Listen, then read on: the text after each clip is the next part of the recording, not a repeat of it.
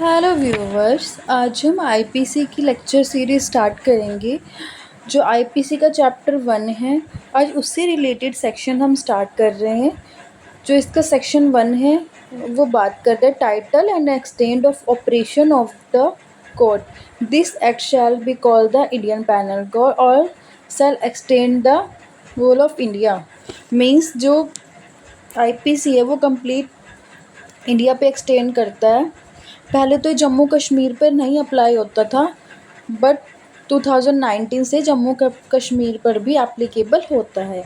उसके बाद हम बात करते हैं section 2, punishment of offences committed with in India. Every person shall be liable to punishment under this code and not otherwise for every act और omission contrary to the provisions thereof of which he shall be guilty within India। Means जो भी person कोई भी उसको punish किया जाता है, India का है और इंडिया के द्वारा तो पनिश किया जाएगा, तो वो आईपीसी के अकॉर्डिंग ही किया जाएगा, किसी और के द्वारा नहीं, किसी और लॉ के द्वारा नहीं।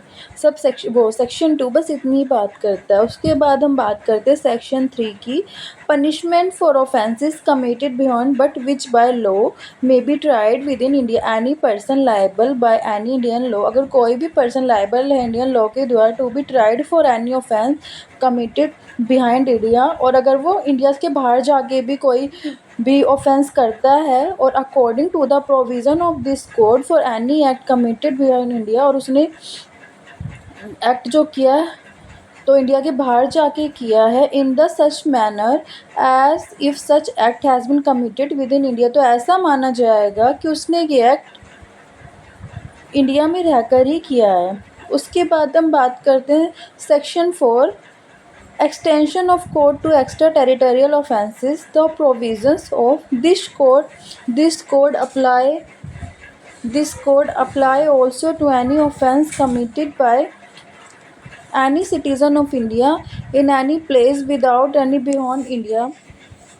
भारत से बाहर या परे किसी स्थान में भारत के किसी नागरिक द्वारा भारत से बाहर या भारत में ही, इंडिया में ही कोई सिटीज़न या फिर any person on any ship और एयरक्राफ्ट रजिस्टर्ड विद इंडिया, मतलब कोई ऐसा शिप या एयरक्राफ्ट जो रजिस्टर्ड है इंडिया में, any person in any place without any beyond India committing offence targeting a computer resource located in India. मतलब कि कोई पर्सन है भारत या भारत से बाहर रह के जो भारत से जुड़ा हुआ है, या फिर कोई शिप या एयरक्राफ्ट है जो भारत में रजिस्टर्ड है इंडिया में, या फिर कोई प्लेस है या फिर बियॉन्ड इंडिया में कोई प्लेस है जहाँ पे कुछ कंप्यूटर से रिलेटेड टारगेटिंग वगैरह ऑफेंस किए जाते हैं जिसकी लोकेशन इंडिया में है, तो इन सब के लिए आईपीसी के द्वारा इनका प्रोसेस चलेगा, पनिशेबल आईपीसी के अकॉर्डिंग ही किया जाएगा।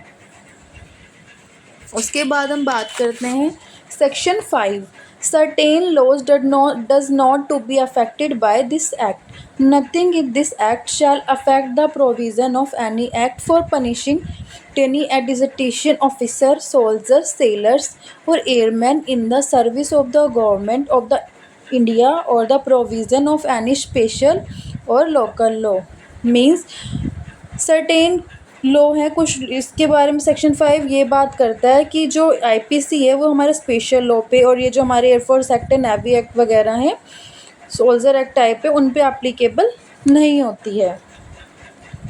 आई होप आपको चैप्टर 1 अच्छे से क्लियर हुआ होगा, जिसमें 5 ही सेक्शन थे।